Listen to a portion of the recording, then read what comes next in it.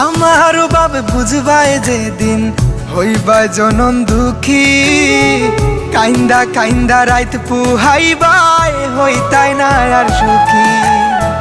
কারো মনে কষ্ট দিয়া কি সুখে থাকা যায়, কি তার লাগিয়ে তো খান্দাও আইজ বুঝলাম না আমি, কি তার লাগিয়ে তো খান্দাও আইজ বুঝলাম না, কি তার লাগিয়ে তো খান্দাও আইজ বুঝলাম না আমি, কি তার লাগিয়ে তো খান্দাও আইজ বুঝলাম না।